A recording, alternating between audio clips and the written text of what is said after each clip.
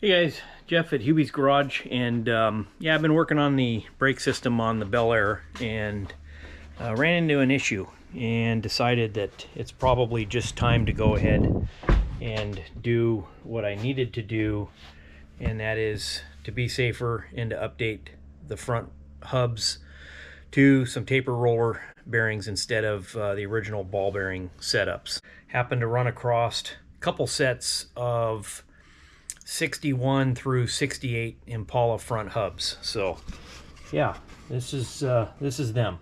So this pair right here, and it looks really terrible, but we're going to go ahead and restore these hubs. So what I had happen is the original Tri-5 factory hubs, when I pulled them apart, they typically come with this real old style felt type wheel seal. Now I had some what I thought were upgraded wheel seals that were more modern, had the rubber lip, and the problem was the hubs were so worn out that the actual seal itself spun inside the hub. It wasn't clearance fit like it was supposed to anymore. I actually had some original felt seals, and again, those are in the same boat. So what's happened is the hubs have been damaged. They've either splayed outward or the seal spun inside the hub, and it was apparent to me that these hubs were just junk. So instead of going and trying to find some original Tri-5 hubs with these crappy ball bearing type setups, they're not as reliable, they're not as safe as a tapered roller bearing. I decided to go back to some old school ways and try to locate a 61 through 68 Chevy Impala front hub, and I found them. This is a pair of hubs that I got from a guy. I actually went to Compton to get these things. 40 bucks for the pair. Now obviously they've seen better days, but you know, we're going to go ahead and completely go through these things and completely restore them. I've got some brand new made in USA Timken bearings. I've got some new Napa seals. I have some new wheel studs, and this is what the grease cap looks like, and I actually have a grease cap that's actually on order. A lot different from the outer dust cap that fit over the top on the outside versus one that fits, that's clearance fit on the inside.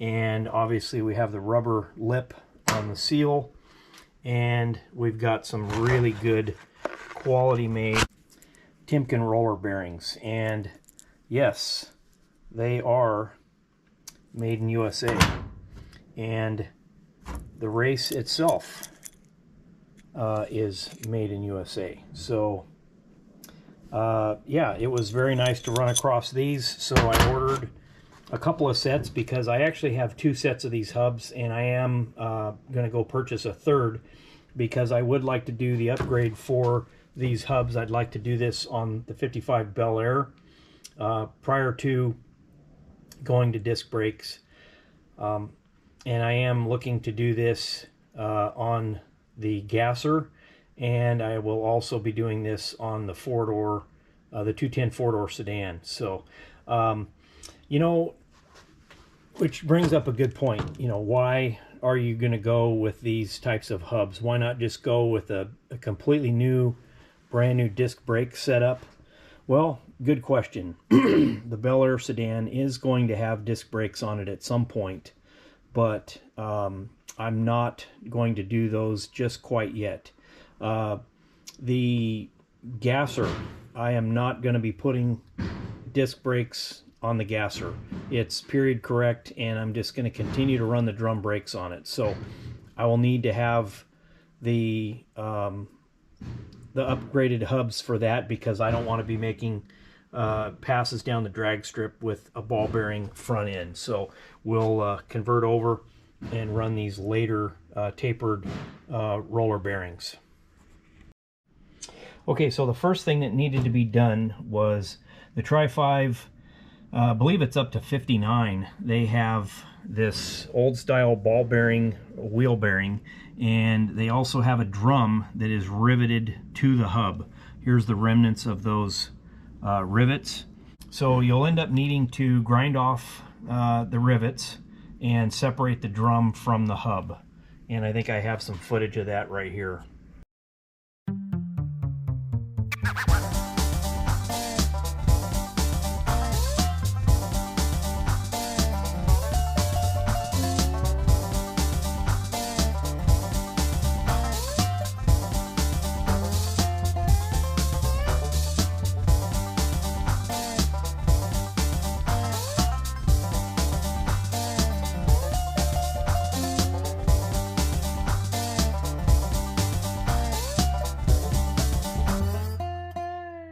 Alright, so I went ahead and cut the rivets off, used the angle grinder, and just basically buzzed the 3 rivets off for the original 55 hub. The 61 and later Impalas, they don't have any rivets, so you'll actually be able to pull the drum off and leave the hub in place. Okay, so once you got the hubs separated from the brake drums, you'll notice a couple things. First off, they came with a paper gasket. And we're not going to worry about that because this was an old setup with the old grease seals that were felt.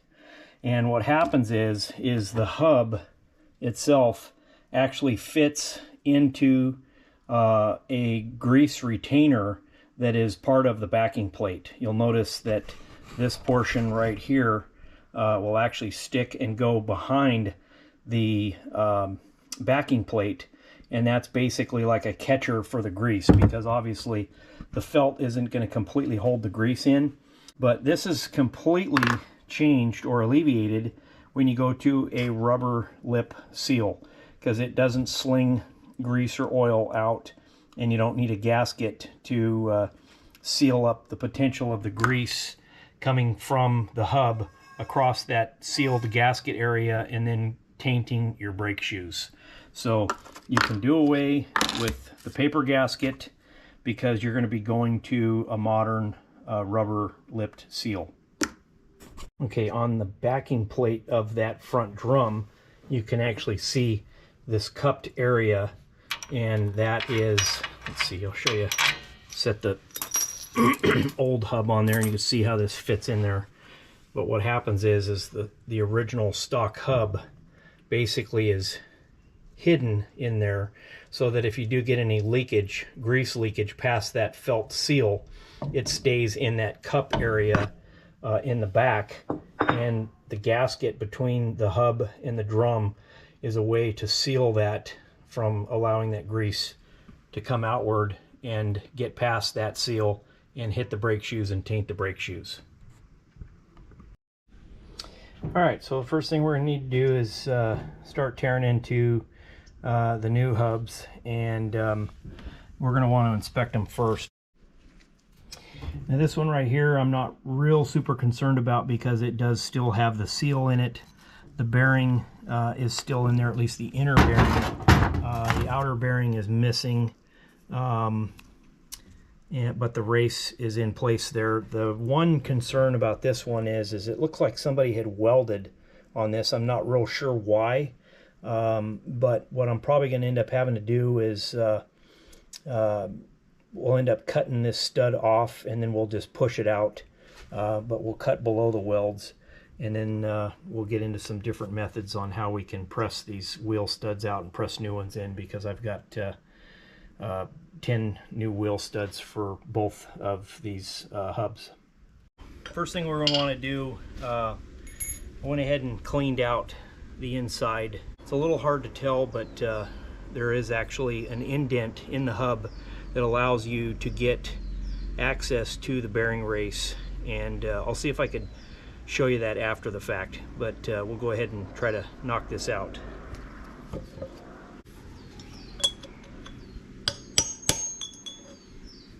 Basically gonna just a couple of taps on each opposing side.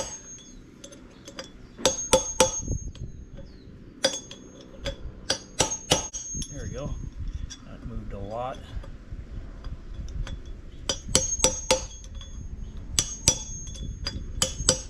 It's basically gonna walk it and change tone. Yep, okay, so let's hang it over the two 4x4s, and there it went. Okay, so there's your bearing race, and it's now come out. I don't know if you could see in there, but inside there, there's basically 4 indentions on the step where the bearing race goes. That's where you put your punch to drive the bearing race out. Okay, we'll go ahead and do the same thing for the outer race.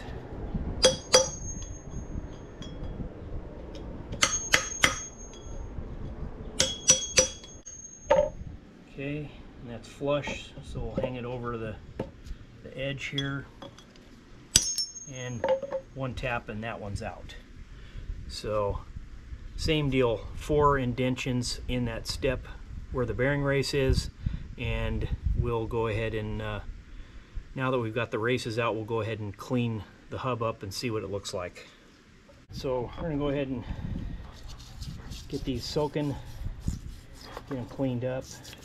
And the unfortunate part is that I'm already starting to see a problem with this. Looks like the outer bearing race has spun in this one, and it's kind of hogged out. That's the unfortunate part of buying used parts. And I know the guy that I bought the parts from, he had a lowrider, so there's certainly a possibility that, you know, I know he had hydraulics on the car, and he said that he'd hopped the car before, so this is probably one of the problems that happens. You know, you see all the videos of the A-arms puking out the coil springs.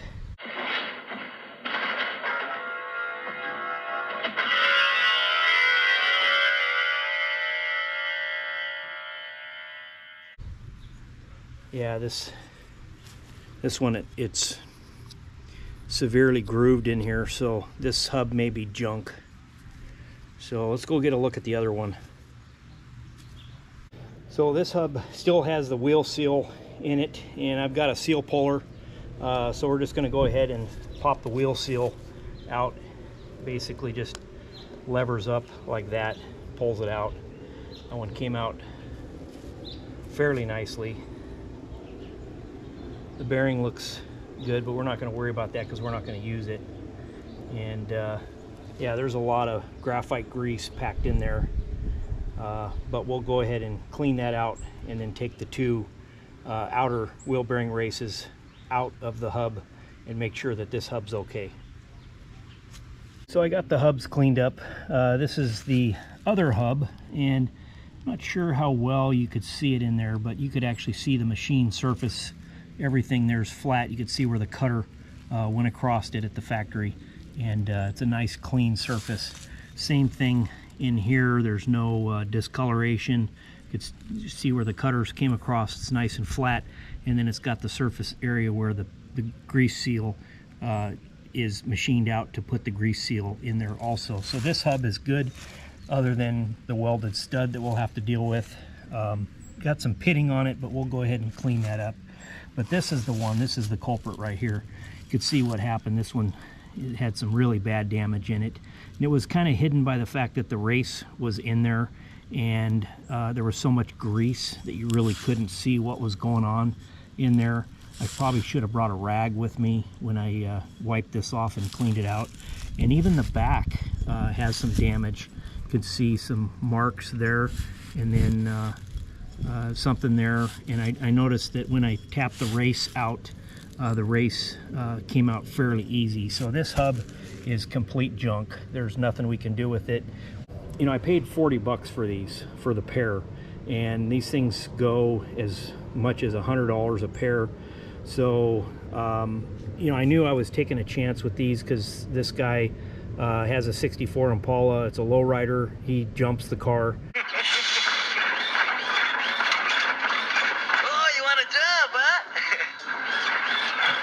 And you know, these were some spare hubs that he had, along with some other hubs. He's in there getting the car rebuilt by a shop.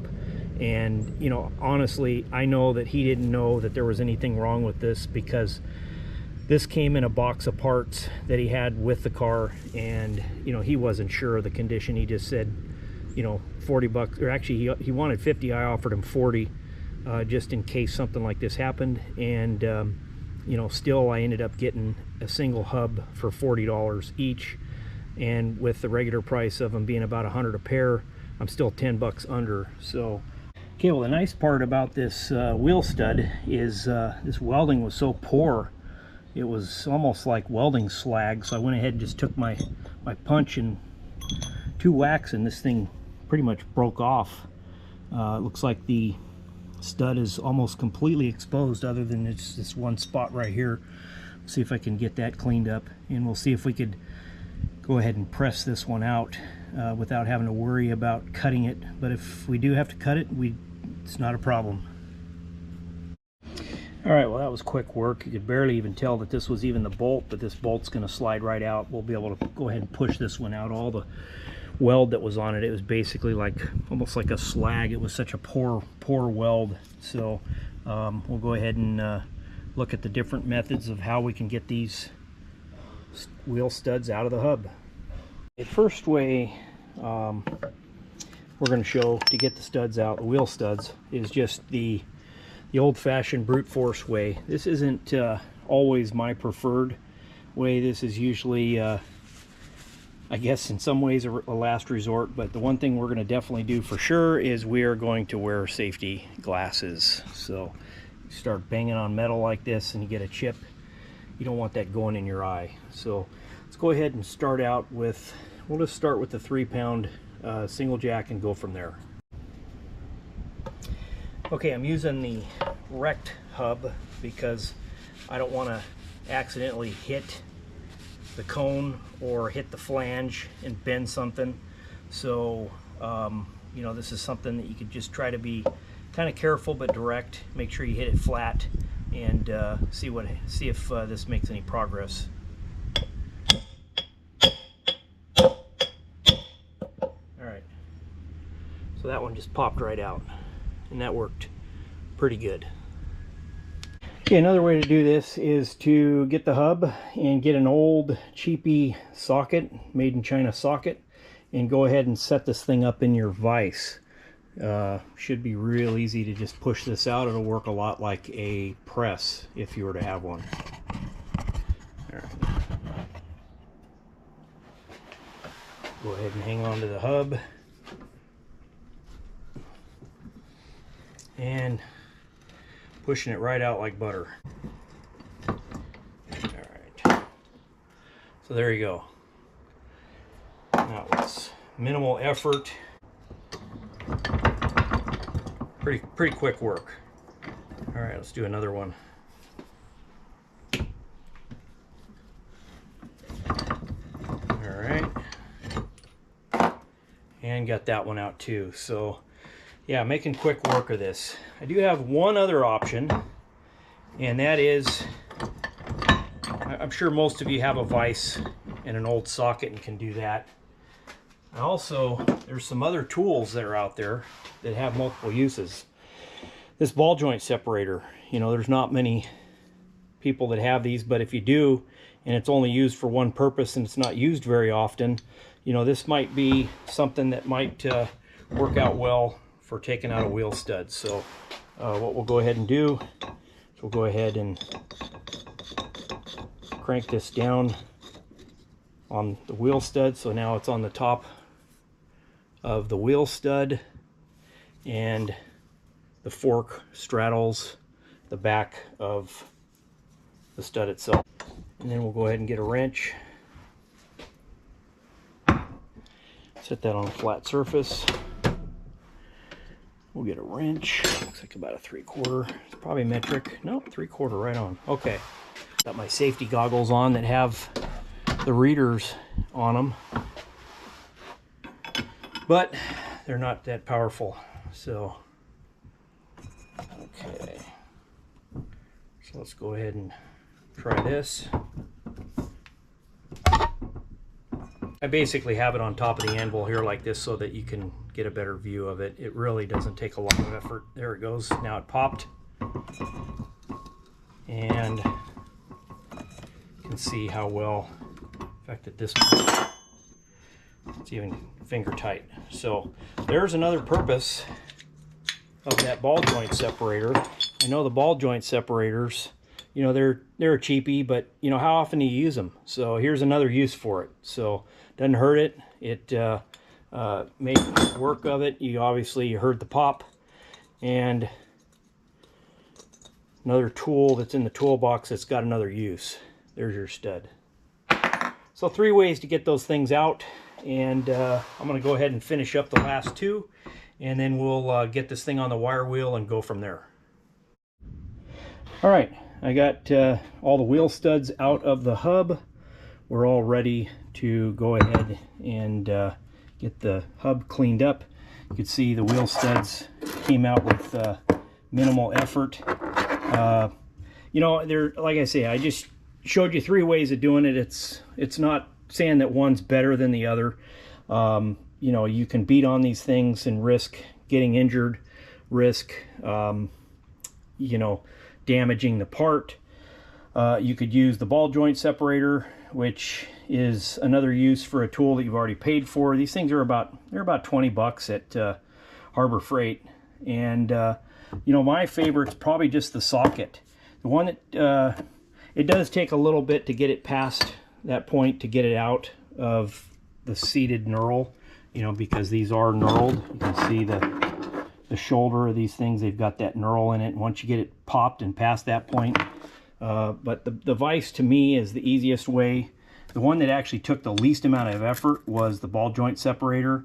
And yeah, if you just want to pick up a hammer and bang away, you know, the hammer may be the way to go. So 3 choices, you choose which one works best for you. Okay, got the hub over at the wire wheel. We're going to go ahead and wire wheel it, get this thing cleaned up. I actually am using a face shield, so, and I typically don't use gloves on these because I actually have had gloves pull your hand into the device. So I usually just and I like to be able to have the feel of the part in my hand. So let's go ahead and start cleaning these up.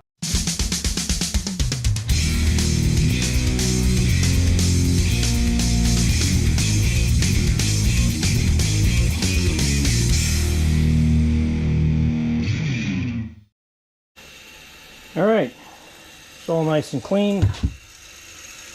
Got all the grease off it, got all the rust off it. It actually came out really nice. Real happy with this. Having the studs out allowed me to get the face of the hub and the back of the hub. If I were to say anything negative about this one particular hub, it would be the pitting on the face of the hub. But again, all that's going to be covered up underneath the drum, and that's how that'll go. We're going to go ahead and paint the hub so that we don't have to worry about it getting rusty again and having more pits added to it. All right, so I went ahead and traced some cardboard out. We got caps covering the interior of the hub that doesn't need to get paint. And we'll go ahead and get this thing painted, and then we will put our studs in and we'll put our bearing races in. It's all ready to go. I usually, in this case, just use the chassis and roll bar paint. It's not that much more expensive than heat paint, but it is high temp, and it's well, it's set up to go 250 degrees, which I wouldn't really call that high temp, but got it all painted up. It's you know, it's a little bit dark time, but it's still about 65 degrees out, so don't have to worry about it. We'll bring it inside and let it cure up. So we went ahead and picked up 10 new wheel studs. These were at O'Reilly's had them and AutoZone had them. It's a 610-186.1. That's what works for this application, the 61 through 68 Impala hub. And just wanted to compare them. I knew they'd be a little bit longer, which is fine because, you know, it's probably nice to have the extra length on these because of the fact that there's mag wheels. and stuff like that out there. So there's really not a lot to grab onto these days with using the shorter studs, and it seems like a lot of the mag wheels use something a little bit longer. So I went ahead and test fitted on the knurl, and it looks like everything is just right. So we'll be ready to go ahead and pull these in. Again, we don't have a press, so we've got a couple of different ways to put the new studs in. Some people have hammered them in. A lot of people just use a lug nut on the other side and just keep pulling until it seats.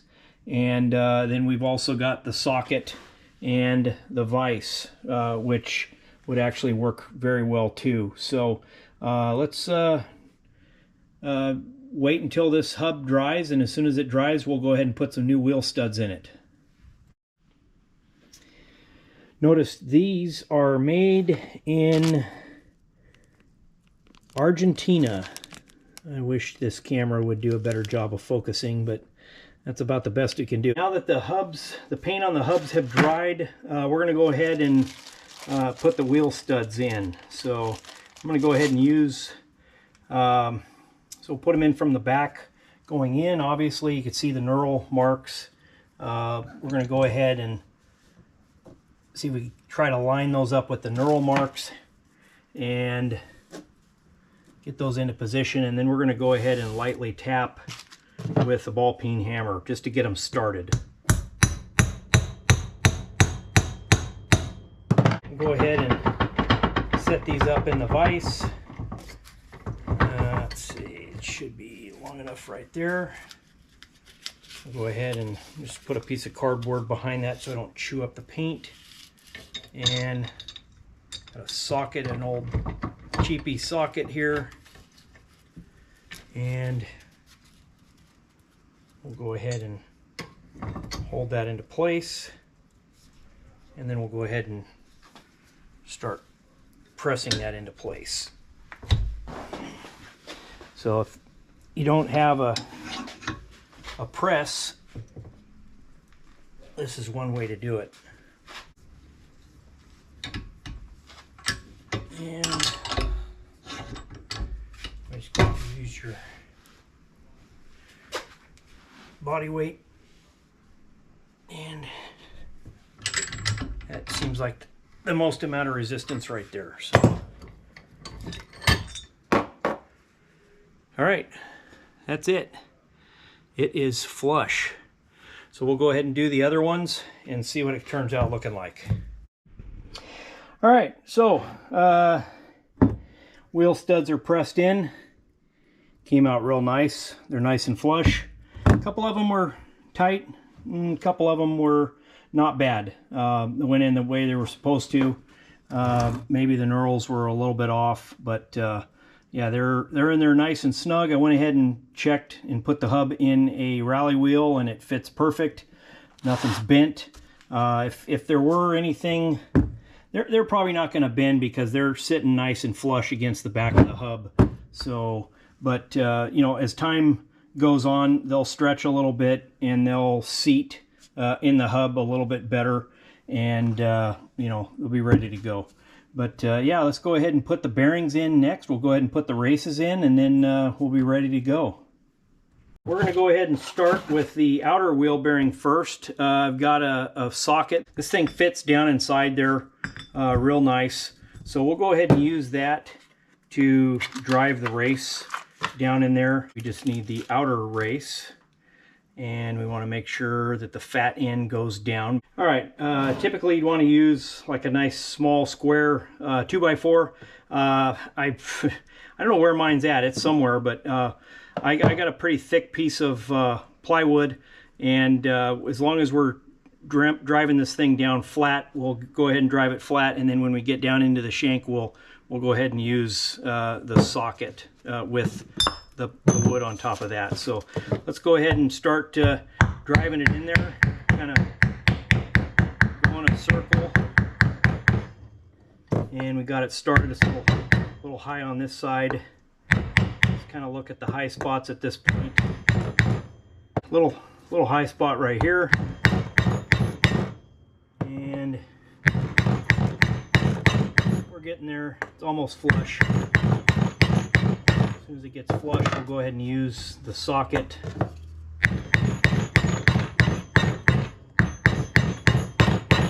Okay, there we go.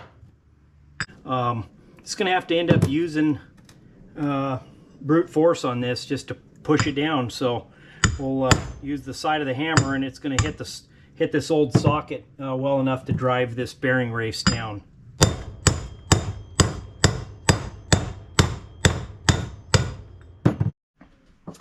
Okay, here's another trick that we could do. Just happen to have the original old bearing races that came out of these hubs.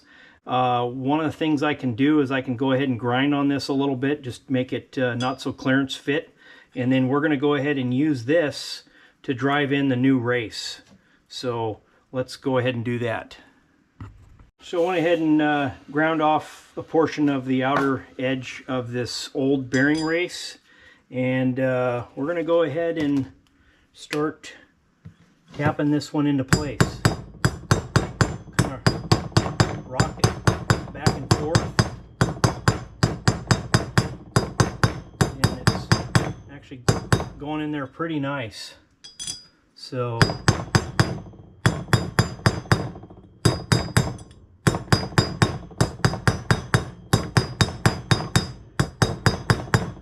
down there, and luckily the old race is not getting stuck. Just kind of walk it in there. We've got the outer race in, and we've got the inner race in. So we are ready to mount this and put our bearings in. So now we've got USA made Timken bearings. Bearing faces went in, or I should say the races went in real nice without any damage. So the only thing left we have to do is to grease the bearings, put the seals on, and we can put this thing back in service. Okay guys, so that's it. You could see the before and the after. That's basically what a pair of $40 hubs, well in this case a $40 hub because one of them was junk, but that's what you can do with it. Cleaning it up, getting new studs put in it, get some good quality bearings in it, and get the races replaced. And basically it's an upgrade from these old ball bearing applications, because these are extremely expensive to replace and they're not as good. So it's not a good idea to run these, especially if you've got a lot of money wrapped up in your hot rod, and you know, you're driving at 70-80 miles an hour on the freeway. You know, this is something where you do not want these bearings. I mean, you could see how much slop is in this as far as the inner race, because it has to have its own race. You know, this is a 3-piece bearing, and the tapered roller bearings are 2-piece because the center race is already part of the bearing. This one actually has to have an inner roller, and you can see this one's okay as far as wear goes, but this one right here, you could see it's grooved. Somebody probably preloaded that, and it was just basically eating the bearings. And what ends up happening with these things is you'll see a line that'll get cut on the cage, and I have another bearing that shows that, where there's a line or a groove on the cage, and that's basically where the bearing's starting to fail. So you know, with as expensive as these bearings are, and the tapered roller bearings being a lot cheaper and way safer, if you were to go ahead and put your Tri-5 drum on this hub, other than the shank being a little bit different, you know, most 99% of the people would never know that you've got a later model tapered bearing drum on that thing. And again, this is for the guys that are going to keep the drum brakes. You know, my choice is there's no reason in the world, even for a stock original Tri-5 Chevy, to have these ball bearings any longer. Upgrade to the 61 to 68 full-size Chevy hub with the tapered roller bearings, and you'll be way safer. So hope this helps. Hope you guys got something out of this. And you know, please leave a comment if you want to see more Tri-5 tips, more Tri-5 stuff. You like the Tri-5s, please like the video, leave a comment, and please subscribe. Thanks for watching, and have a great one, guys.